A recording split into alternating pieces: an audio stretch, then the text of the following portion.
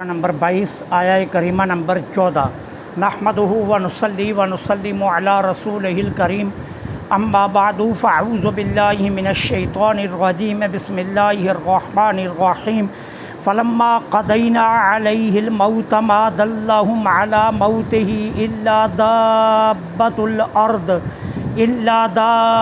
الارض تأکل من سأتہ فلما خر تبینت الجن ان لو كانوا يعلمون الغیب ما لبثوا فی العذاب المہین صدق اللہ العظیم۔ فلما پس جب قضینا نافذ ہو گیا علیہ اس پر الموت ہمارا حکم موت ما دلہم نہ مطلع کیا ان جنات کو علی موت ہی حضرت سلیمان علیہ السلام کی موت پر الا دابۃ الارض مگر دیمک نے تاکل من سأتہ جو آپ کا عصا کھا رہا تھا۔ فلما پس جب حرّا گر گئے سلیمان علیہ السلام تبینت الجن تو جنوں کو معلوم ہوا اللو کانوا یعلمون الغیب اگر ہم غیب جانتے ہوتے ما لبثوا فی العذاب المہین تو اس ذلت والے عذاب میں گرفتار نہ رہتے۔ اللہ جل سبحانہ و تعالی نے حضرت سلیمان علیہ السلام کی موت کو 1 سال تک جنات سے مخفی رکھا۔ کیوں؟ یہ وہ دور تھا، یہ وہ زمانہ تھا جب لوگوں کا عقیدہ یہ تھا کہ جنات غیب جانتے ہیں، اور جنات ماضی مستقبل کی خبریں دیتے ہیں۔ یہ لوگوں کا عقیدہ تھا کہ وہ ماضی اور مستقبل کی خبریں دیتے ہیں اور وہ غیب کو جانتے ہیں۔ حضرت سلیمان علیہ السلام جب نماز پڑھنے کے لیے کھڑے ہوتے تو ان کے سامنے ایک درخت اگا ہوا نظر آتا۔ حضرت سلیمان علیہ السلام اس درخت سے مخاطب ہو کر پوچھتے کہ اے درخت اپنا نام بتاؤ۔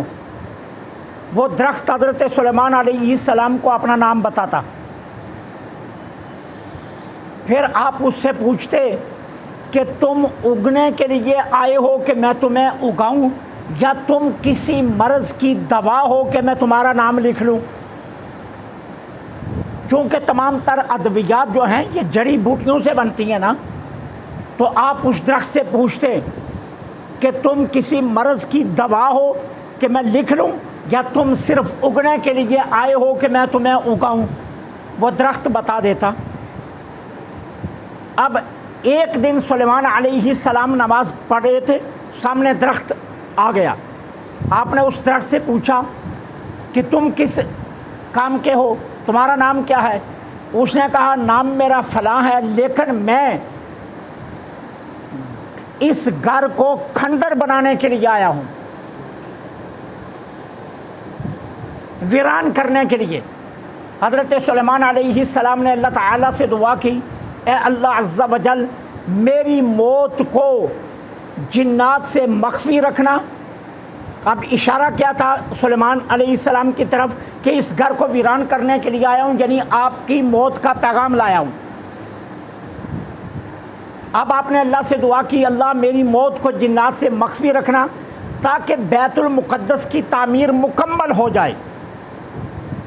اب اس کے بعد جناب سلیمان علیہ السلام نے ایک عصا لیا اور اس عصے کے اوپر ٹھوری رکھ کر جناب سلیمان ٹیک لگا کر کھڑے ہو کر جنات کے کام کی نگرانی کرنے لگے۔ اسی حالت میں اللہ نے اپنے نبی کی روح کو قبض کر لیا، اور پھر جناب سلیمان علیہ السلام اسی طرح ٹھوری پر عصا لگائے، روح قبض ہونے کے بعد 1 سال تک کھڑے رہے۔ اللہ نے آپ کی موت کو مخفی رکھا۔ سلیمان علیہ السلام کی دنیاوی عمر ہے 53 سال، 53 ایئر، 53 سال آپ کی عمر مبارک ہے۔ اچھا، ان میں کیا 13 برس کے تھے جب سلیمان علیہ السلام نے حکومت سنبھالی،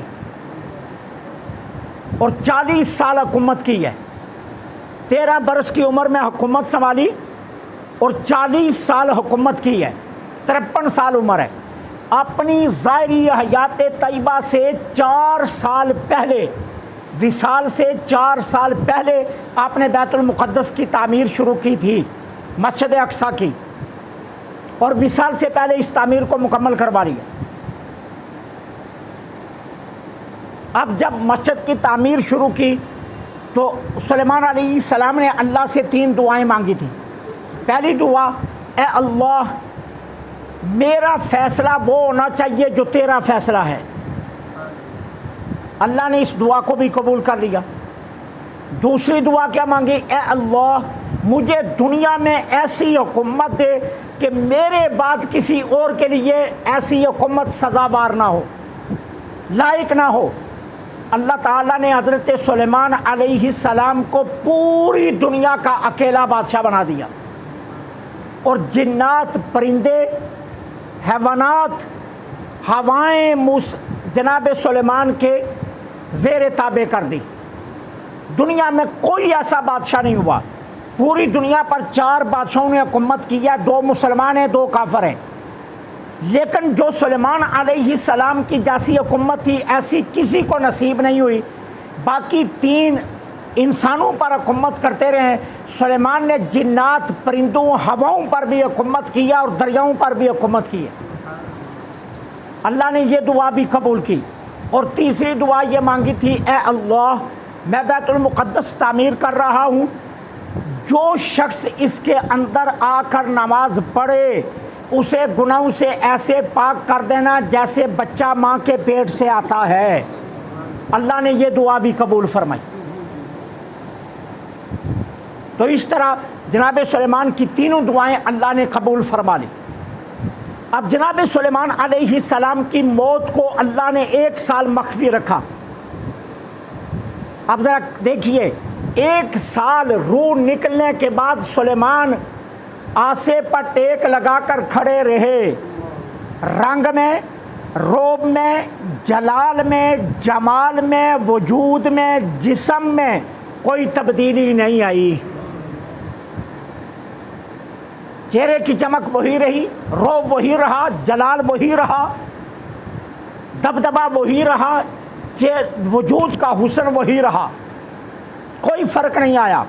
یہ ثبوت ہے قرآن سے اس بات کا کہ انبیاء کی وصال کے بعد بھی زندگی جسمانی زندگی ہوتی ہے۔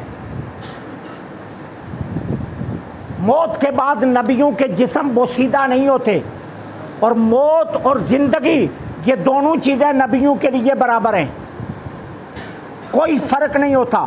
نبی زمین کے اوپر جیسی زندگی گزار رہا ہوتا ہے، زمین کے اندر بھی نبی کی ویسی ہی زندگی ہوتی ہے، اور وہ اللہ کے حکم سے اپنی قبر انور سے نکل کر ادھر ادھر بھی جاتے ہیں، جس طرح زندگی ظاہری میں ادھر ادھر جاتے ہیں۔ یہ قرآن سے ثبوت ہے اس کا کہ جناب سلیمان علیہ السلام 1 سال تک آسے کے سہارے کھڑے رہے، روب و جمال میں کوئی فرق نہیں آیا۔ اب آپ کا سوال یہ ہوگا، پھر آسے کو دیمک نے کیوں کھایا، سلیمان گرے کیوں؟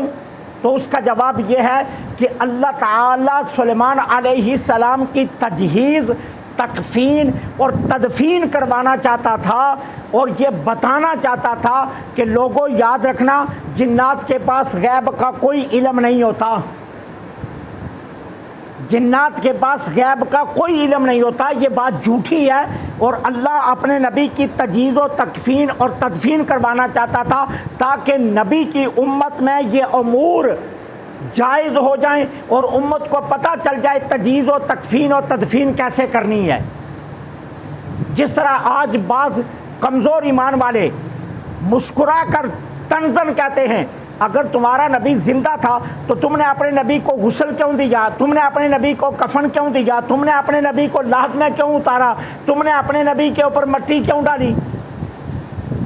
یہ امت کے لیے یہ امور جائز کرنے کے لیے اللہ انبیاء کو اس منزل سے گزارتا ہے، ورنہ نبیوں کی زمین کے اوپر کی زندگی اور زمین کے اندر کی زندگی برابر ہوتی ہے، اور نبی کی موت اور زندگی میں کوئی فرق نہیں ہوتا۔ اب اس کے لیے سنو دو حدیثیں۔ حضرت عبداللہ بن عباس رضی اللہ تعالی عنہ روایت فرماتے ہیں، آقا کریم علیہ الصلاۃ والسلام ایک گاٹھی پر تشریف لائے حجۃ الوداع کے موقع پر، اور اس گاٹھی کا نام تھا ازرق۔ میرے آقا نے صحابہ سے پوچھا یہ کون سی گاٹھی ہے؟ صحابہ نے عرض کیا اللہ کے رسول یہ ازرق ہے۔ فرمایا وہ دیکھو وادی سنیہ سے موسیٰ اتر رہے ہیں اور انہوں نے احرام باندھا ہوا ہے اور وہ تلبیہ پڑھ رہے ہیں۔ یہ سرکار نے فرمایا کب؟ حجۃ الوداع کے موقع پر۔ اب موسیٰ کو گزرے ہوئے کتنا عرصہ ہو گیا، اور سرکار نے صحابہ سے فرمایا وہ دیکھو سنیہ وادی سے موسیٰ اتر رہے ہیں، میدان عرفات کی طرف آ رہے ہیں، اور موسیٰ نے احرام باندھا ہوا ہے اور اونچی آواز سے لبیک اللہم لبیک پڑھ رہے ہیں۔ پھر صحابہ فرماتے ہیں حضور کچھ اور آگے چلے تو ایک اور گاٹھی آئی جس کا نام تھا ہرشا، دو آنکھوں والی ہا، را شین اور یا چھوٹی، ہرشا اس گاٹھی کا نام تھا۔ میرے آقا نے فرمایا یہ کون سی گاٹھی ہے؟ صحابہ نے عرض کیا یہ ہرشا گاٹھی ہے۔ فرمایا وہ دیکھو یونس بن متی علیہ السلام سرخ رنگ کے طاقتور اونٹ پر بیٹھے ہوئے ہیں، احرام باندھا ہوا ہے، اور وہ دیکھو اونچی آواز سے تلبیہ پڑھتے ہوئے میدان عرفات کی طرف آ رہے ہیں۔ تو نبی کی ظاہری زندگی اور قبر مبارک کی زندگی میں کوئی فرق نہیں ہوتا، وہ دونوں زندگیاں برابر ہوتی ہیں، قرآن کہہ رہا ہے۔ پھر میرے آقا حضرت عبداللہ بن عمر رضی اللہ تعالی عنہما روایت فرماتے ہیں سرکار علیہ الصلاۃ والسلام نے فرمایا میں نے کعبہ کے پاس ایک گندمی رنگ کے شخص کو دیکھا جس کے بال سیدھے تھے، گنگریالے نہیں تھے، سیدھے تھے، اور اس کے بالوں سے پانی کے قطرے ٹپک رہے تھے، اور وہ دو بندوں کے کاندھوں پر ہاتھ رکھ کر کعبہ کے چکر لگا رہا تھا۔ تو میں نے پوچھا جن کے کندھوں پر ہاتھ رکھ کر وہ چکر لگا رہا تھا، میں نے پوچھا یہ کون؟ تو کہا یہ عیسیٰ بن مریم ہے۔ حضور فرماتا ہے میں نے اپنی آنکھوں سے دیکھا عیسیٰ کو کعبۃ اللہ کا طواف کرتے ہوئے اس حال میں کہ پانی کے قطرے سر کے بالوں سے ٹپک رہے تھے، اور جناب عیسیٰ نے دو بندوں کے کاندھوں پر ہاتھ رکھے ہوئے تھے۔ تو یہ اس چیز کا ثبوت ہے کہ انبیاء اپنی قبروں سے ادھر ادھر جاتے ہیں، اعمال کرتے ہیں، ظاہری حیات طیبہ کی طرح ان کی زندگی یہ قبر بھی ایسی ہی ہے، اور اس میں کوئی فرق نہیں ہوتا۔ موت اور زندگی نبیوں کے لیے برابر ہے، ان کے جسم بوسیدہ نہیں ہوتے، اللہ کا قرآن کہہ رہا ہے۔ تو اللہ تعالیٰ عز و جل نے صرف تجہیز و تکفین کے امور امت میں جائز کرنے کے لیے اپنے نبی کو آسا سے گرایا، اور دیمک نے آسے کو چاٹا، کھایا، اور پھر نبی زمین پر تشریف لائے تاکہ امت کو یہ عمل کرنے کا طریقہ پتہ چل جائے۔ اللہ سے دعا ہے اللہ حق کہنے کی توفیق عطا